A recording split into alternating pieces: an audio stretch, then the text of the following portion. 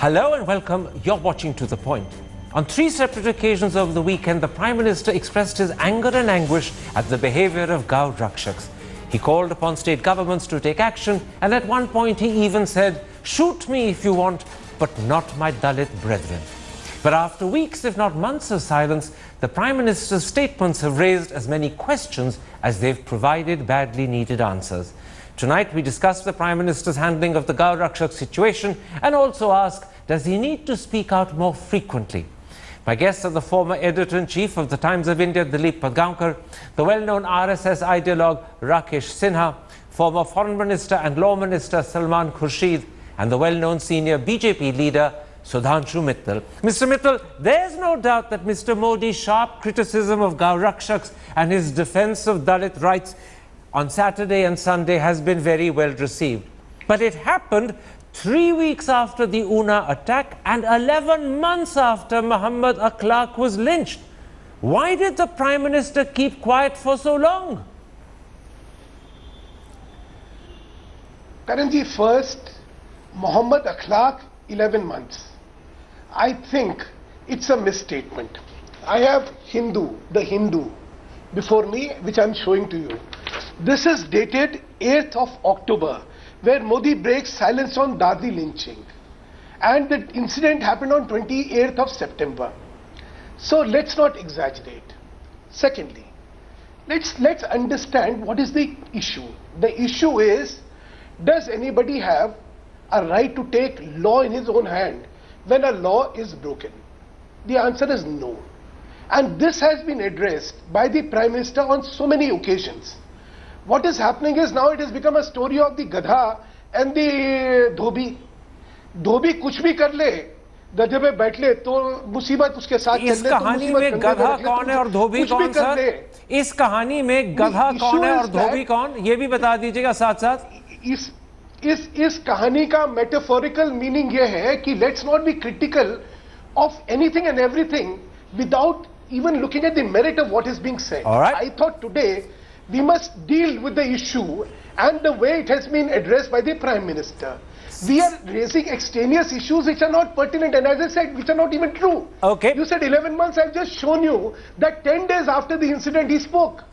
Salman Khurshid. So, let's not have don't expect the Prime Minister to have a knee-jerk reaction also. Salman Khurshid, despite what you're hearing from Mr. Mittal, the press and the vast majority of the opposition are convinced that the Prime Minister has been very late in speaking out. But the truth is, after that delay when he spoke over the weekend, and he did it 3 times, he spoke incredibly forcefully. He demanded that states take action. He said that up to 80% of the Gau Rakshaks presently creating havoc were probably indulging in criminal activity, and he sharply criticized the attack on Dalits. In terms of content, are you prepared to give him full or at least high marks?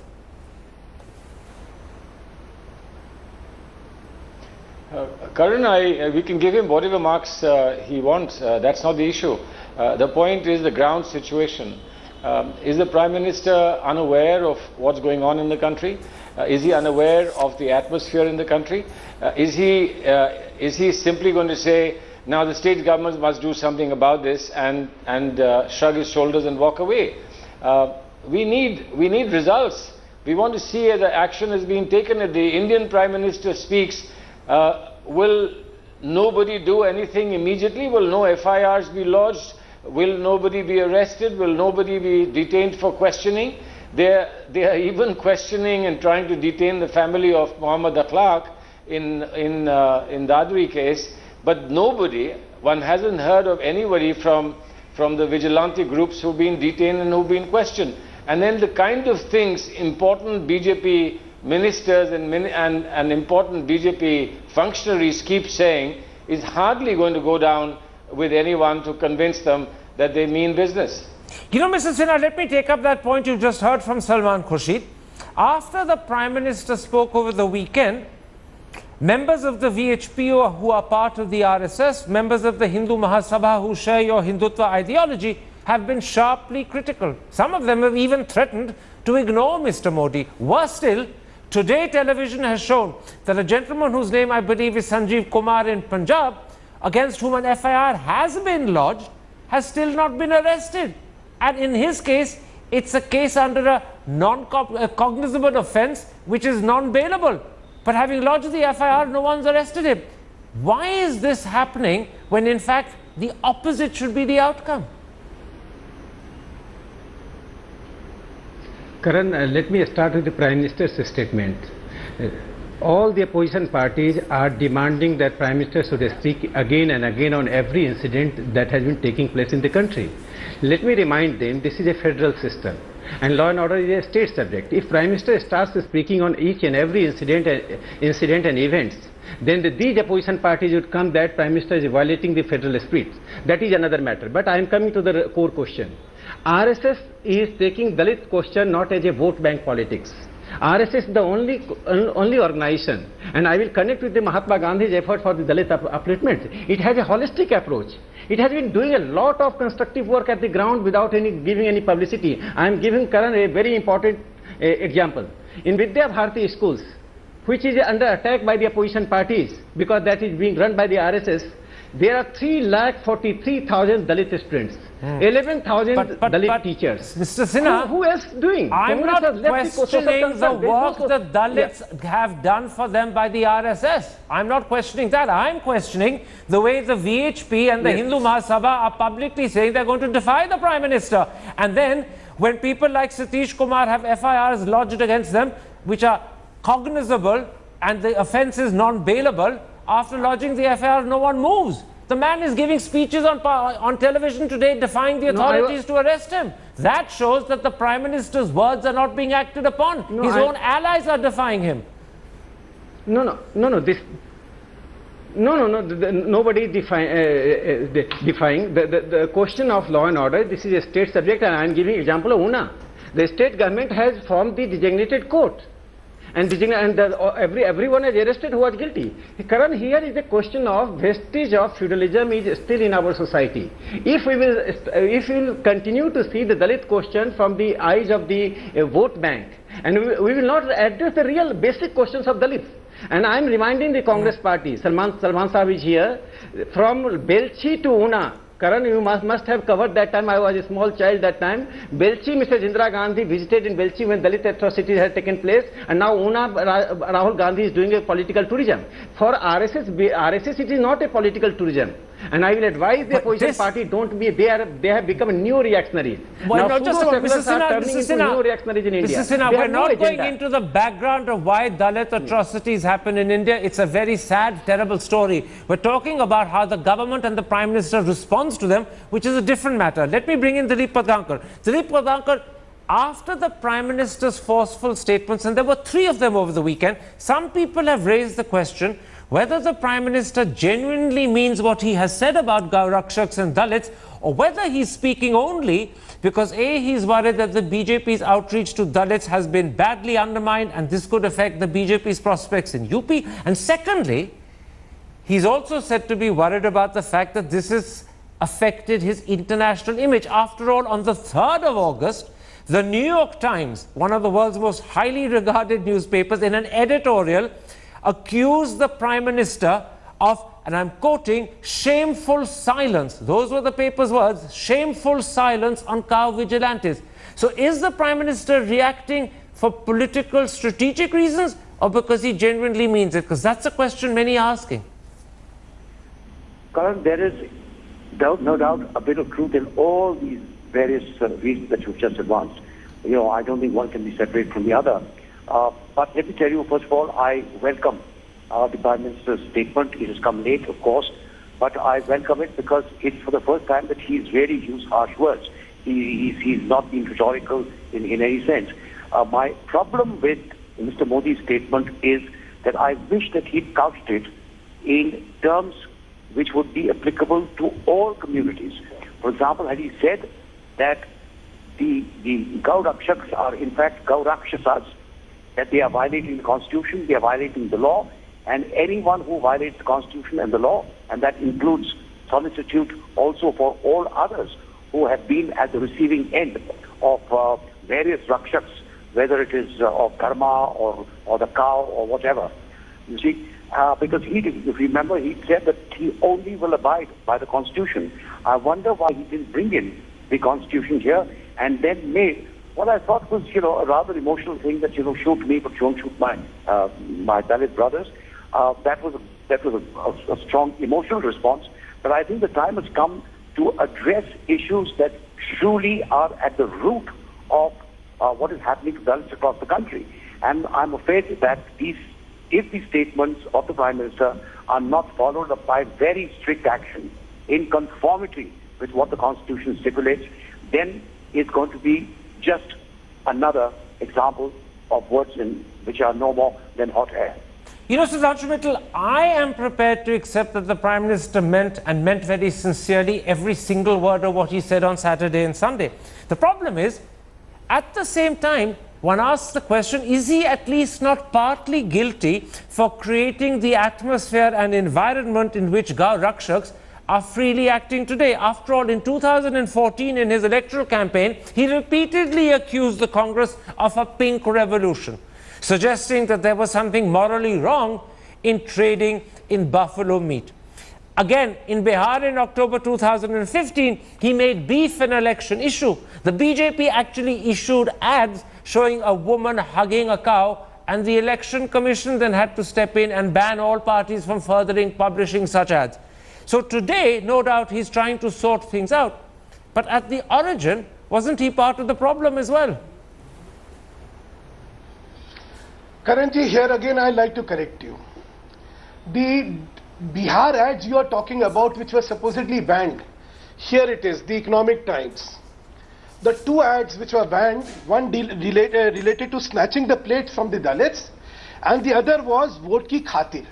It had nothing to do with Gauraksha. Forgive me. So that. You're referring to the Economic Times. I'm referring to today's front page of the Indian Express. And today's front page of the Indian Express makes it clear. I don't care if somebody writes a false this thing. It's not what false. Happened on that date is we are important. quoting one paper against the other. We are quoting one paper against the other. So come to my central position. What about the pink revolution statement that he made? Karanji, yeah. Let's be to the point again. Sir, what happens in 2014, which is 2014, now has implications in July of 2016. It's part of an atmosphere being built up. Most perverse. Sir, allow me to finish. Allow me to finish. It is the most imaginative of all accusations which I have ever heard. That it took 1.5 years for that statement to now manifest itself in this. Sir, if you would have heard him, what did he say? First, Dilip Padgaonkar says, Mr. Padgaonkar, so often has he said, the Constitution is a supreme guiding principle of this government, and the law of land is the only law which is applicable. Nobody is above law. These are things which he has repeated so often that I don't think he needs to reiterate any of this. And here also, he is saying nobody has a right to take law in his own hands. There are anti-social elements who are camouflaging themselves as Gaurakshaks and doing things which are illegal, and they should be hauled up. So the stand is so clear. Mr. Mittal, I'm going to quote to you. I'm going to quote to you what the Chief Minister of Haryana said. Muslims can live in this country, but they will have to give up eating beef. The Prime Minister didn't say a word. Mahesh Sharma, who's a member of the Prime Minister's cabinet, made statements which seemed to justify the lynching of Akhlaq and the bad injuries that Akhlaq's son Danish suffered. He even said at one point, and I'm going to say what he said in Hindi, गाय के मांस पर हम लोगों का अंदर से आत्मा हिलने लगती है. As if that was an explanation and justification, and again the PM was silent. Those are the sort of incriminating silences that have allowed an atmosphere to be created in which today Gau Rakshaks are running frenzy. Karanji, killing of cow, is it a legal act or an illegal act? First you tell me that. And if people in many states in India act, it is legal. You are saying they do not in even many have a right states to be in India it is legal. Sir, please allow me. If you asked the question, I'm answering it. Or you listen to me. You asked me a question, sir, I answered I'm telling you, in Delhi, sir, listen to me now. In Delhi it is illegal, in Haryana it is illegal, in UP it is illegal, in Madhya Pradesh illegal. In the northeast it is perfectly legal. One is Arunachal. Sir, allow me. And in parts of South India it's legal. Sir, would you allow And you me? don't There kill are three people, states in India and you where it don't is have legal. vigilante One is justice when the law is Arunachal, supposedly broken. one You is have due Nagaland, process. and the third, Anyway, sir, you are either, I am challenging you on your facts. You are not even willing to and listen I to what the responded facts to I'm your presenting facts, before Mr. you. Mittal, but let's not make this So a you personal haven't, thing between you and me. Is it illegal in UP? Sir, is it illegal in UP? It is legal Is in it many illegal states in the Gujarat? northeast. Is it legal in Haryana? It is legal in Delhi? many states Is it in the illegal in Bihar? northeast. Is it illegal in It is Odisha? legal in many states in the south. Now, let's not Sir, make this an issue between you and me. 4 states. I want to bring in another guest, Mr. Mittal.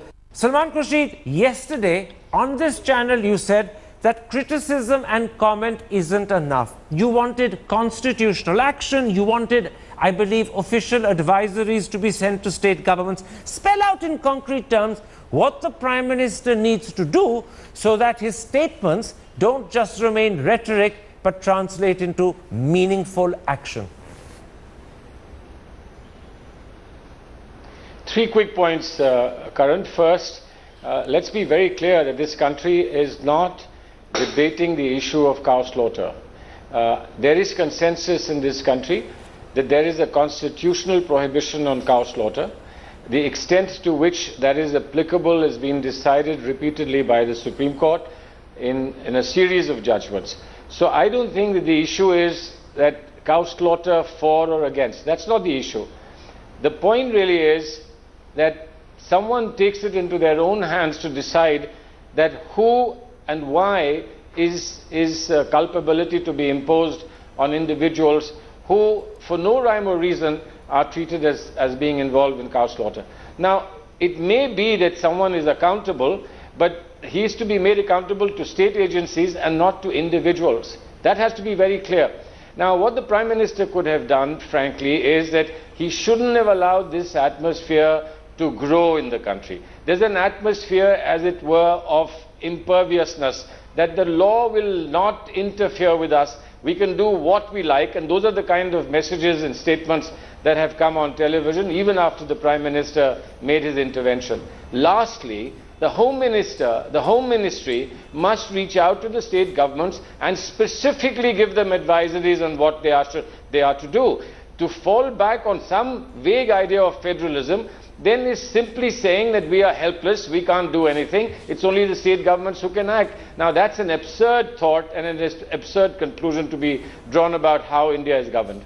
You know, Mr. Sinha, people would feel much more confident that Mr. Modi means what he says if Mr. Modi were to admonish, preferably in public, his own ministers when they are guilty of stirring trouble.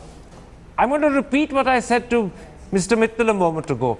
In October last year, the Chief Minister of Haryana said Muslims can live in the country, but they will have to give up eating beef. Mahesh Sharma made a whole lot of statements which suggested he was sympathetic and understanding, if not forgiving, of the lynching of Akhlaq. And similar comments have been made by Sanjeev Balian and also the Chief Minister of Jharkhand. But in all these instances, Mr. Modi kept quiet. Don't you believe that as a Prime Minister, when his own ministers are, that he needs to speak out and admonish them? Otherwise, conflicting messages go out that don't do his image good and don't do the country any good. Before coming to your question, I have one response to Mr. Salman Khurshid's answer, that he is asking the center to give a advisory note to states. This has a very, very strong consequences on the state-center relationship. Salman Khurshid Sahab, kindly don't give center such power to issue advisory note to the state on each and every issue. There are stray incidents. These are not the widespread incidents. And I will say that after such incidents, every time the culprits have been arrested. At no time, in no state government has let the culprit go free and enjoy the freedom of What about my question, Mr. Sinha? And violate the law. What about my question? No, I am coming to that. You have quoted certain statements, but some of the statements are out of context quoted. Haryana Chief Minister already clarified that his statement was out of context. It wasn't. I'm afraid it was recorded. Forgive me, Mr. Sinha. It was recorded by Nirupa Subramaniam. It was played. It was played on the net. It was played on television channels. One heard him say it. There can't be any context in which, when he says Muslims can live in the country provided they give up eating beef, that it becomes better. He's setting a condition to their right to live in India. There's no context in which that sort of remark becomes acceptable. Any such I am very clear. Any such statement should be condemned. Nobody has right to destroy and decompose the civil society. But my question is to Congress. But the PM didn't. That's my question. Why did Prime Minister? No. Why did Prime Minister say about the pink revolution?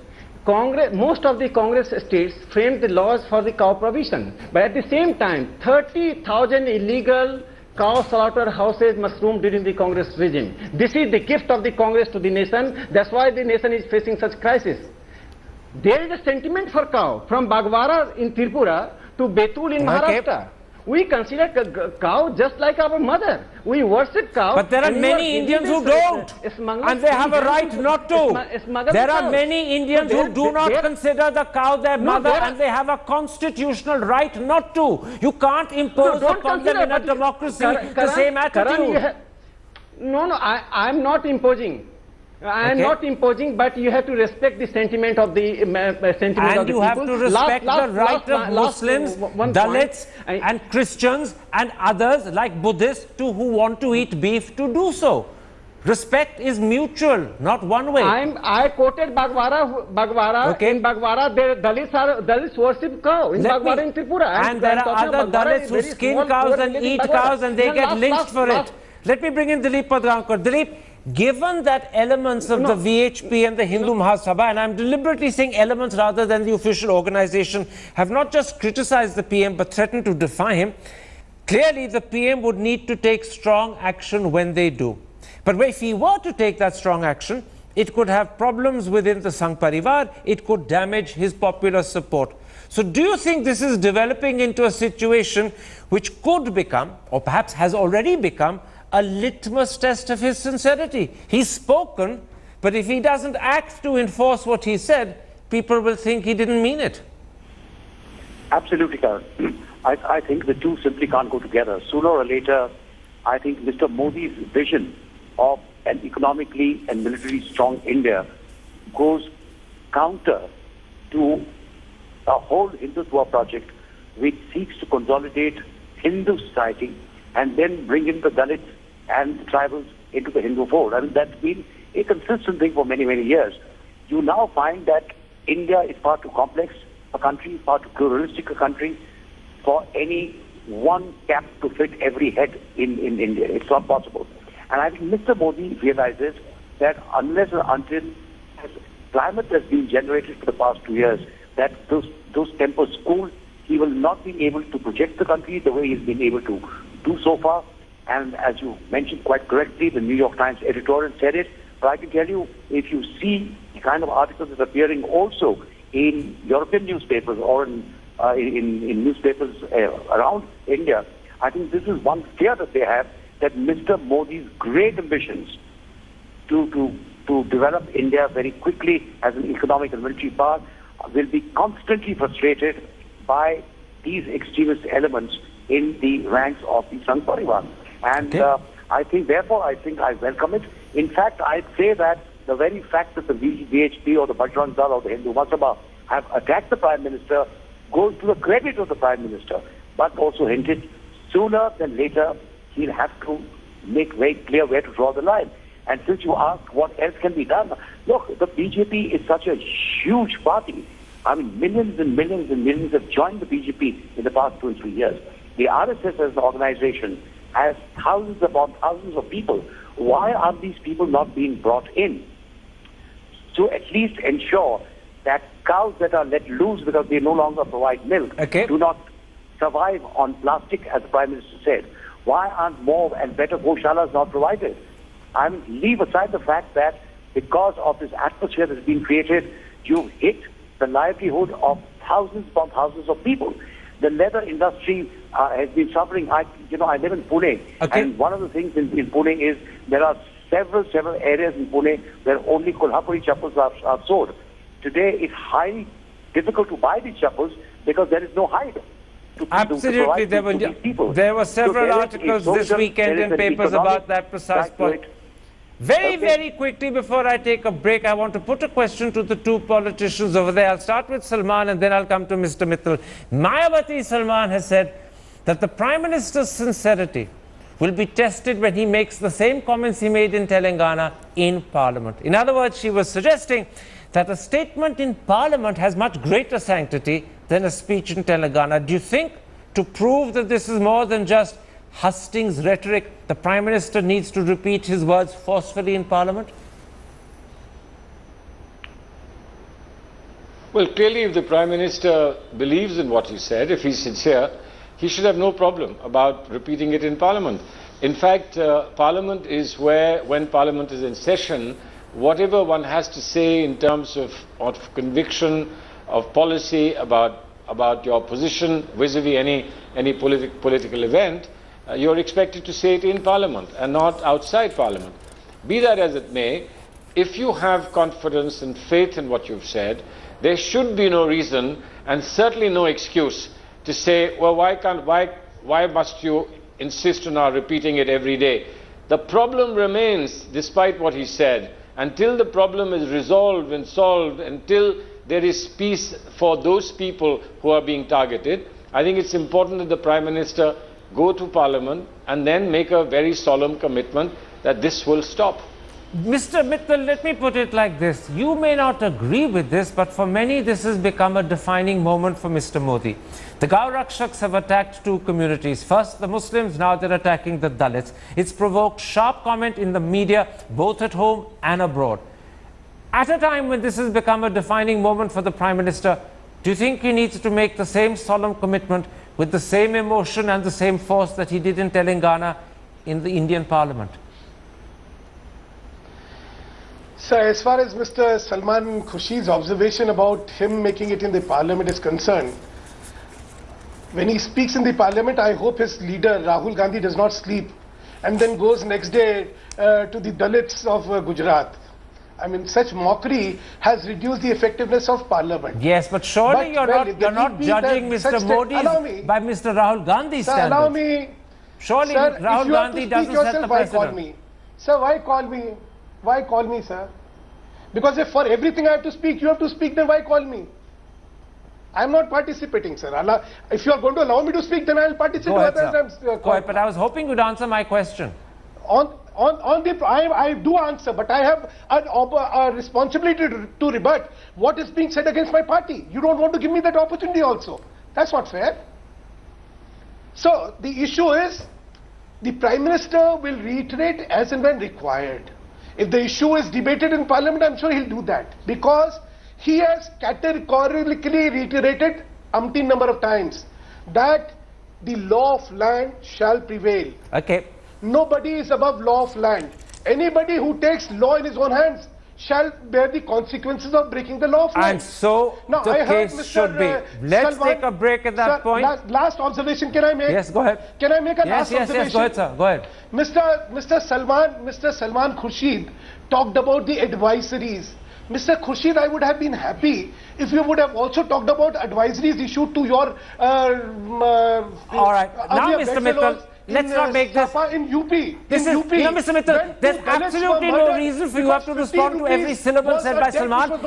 I'm afraid Mr. Sinha answered that point about advisories as well. Let's make this a discussion where people answer questions the anchor puts, rather than carry on disputes and debates amongst themselves. Dilip Pradhankar, let's come to this issue in question. Should the Prime Minister speak out more often on issues that have become issues of national concern?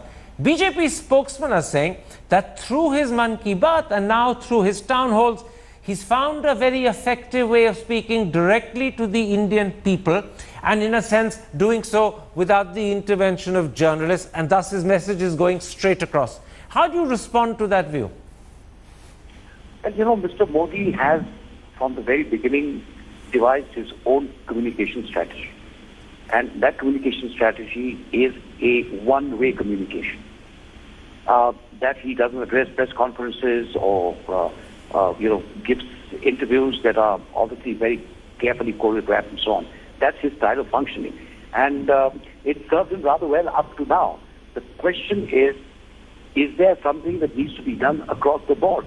Let me just to put things in perspective, say that Atrocities against Dalits have taken place under all kinds of governments.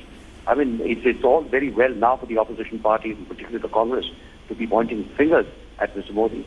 But what has happened to the record of atrocities under various regimes, including the Congress regimes? Okay. The answer to your question is not just the Prime Minister, but tell me, where have the chief ministers of the states where atrocities against Dalits or against Muslims taken place, why have they remained silent? Have you heard of a single chief minister of Gujarat, of Rajasthan, of Madhya Pradesh, of Maharashtra utter anything to suggest that there is going to be atonement for what has happened? I haven't come across any. So, just this is really a suggestion I'm making. Why is it that you can't introduce in Parliament a statement drawn almost word for word from Mr. Modi's statement in Telangana and to be endorsed by all political parties, where you reaffirm once again very strongly that anyone breaking the law, anyone violating the spirit of the Constitution will be dealt with firmly, number one. And number two, to make sure that everything possible within the powers of the centre to enforce that is done. Is that possible at all? Okay, that's a good point. Sudhanshu Mittal, let me put to you a key critical difference between Mr. Modi's town hall over the weekend and President Obama's town halls. In Mr. Modi's case, the questions were clearly stage managed and vetted in advance. In President Obama's case, the questions are unknown to him and he has to think of the answers on his feet. That's the key difference, that Mr. Modi clearly knew what was being asked, he had good answers and they were convincing answers and he spoke on a range of subjects, but the questions weren't spontaneous. They were pre-recorded, they were played out. Real questions from real people asking them at that moment would be a much better test of the Prime Minister. Karanji, till now nobody has accused Mr. Modi, at least of being shy of communicating with people. This is the first time I'm hearing the most absurd allegation. As far as it being stage managed, now if it was stage managed, Karanji, he wouldn't have said after the first set of questions, it seems I've taken just too long and I have other questions to answer. Then I'm sure he could have well crafted how much time he has to allocate to every thing. Secondly, in the second instance, after having answered the fourth question, for the fifth he said, Acha, what was the next question? Somebody to remind him as to what the question was. Now if this was stage managed, surely this is now how a stage actor performs. But that apart, what is critical is what is talked. Is it substantive? Is it sincere? Is it addressing what we need to say? I just heard Dilip Padgaonkar ji. Dilip ji, such cynical biases are not expected out of somebody who is so illustrious as an editor. You know, you're talking about the foreign media, you're talking about how he communicates, one-way communication. Where our nation has faced no communication, he is a chief minister, he is a prime minister who communicates and communicates with what he feels. Right, and lastly, you've forgotten that Akhlaq also took place in UP and so was the killing of 2 Dalits which took place in UP, and you forgot that Akhilesh Yadav did not speak a word on that. You are talking about Madhya Pradesh, you are talking about Maharashtra. Don't have these biases. That's a very fair point. Let me address the point you made. Very high credibility. That's a fair point. Let me address that point to Mr. Sinha. Mr. Sinha, at the end of the day, the Prime Minister is much more than just a Chief Minister. At the end of the day, the Prime Minister is the person that represents India. And equally, we look to the Prime Minister not just for political leadership, but for ethical leadership. When the nation is troubled, it's his duty to enunciate a position around which the country can rally. Mr. Modi's silences, sometimes on the grounds that he can't speak on every subject, sometimes on the ground these are state issues, not government at the center issues. Mr. Modi's silences suggest that he doesn't accept the ethical dimension of leadership. How do you respond to that? No, I question the entire premise of your debate.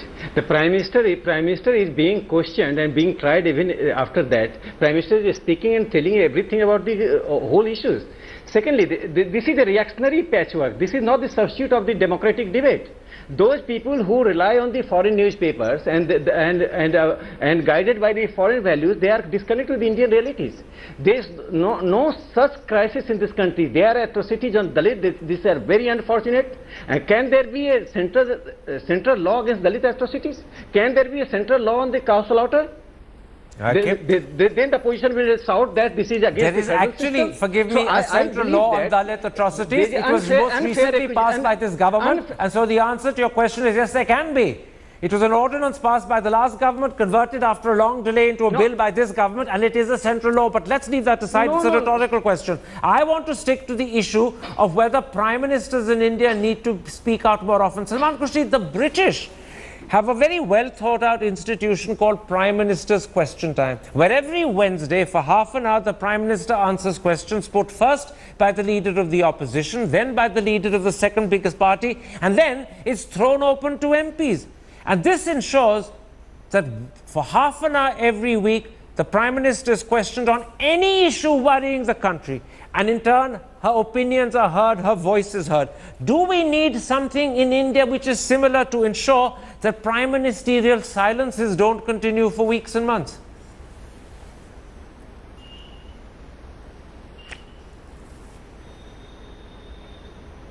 Salman?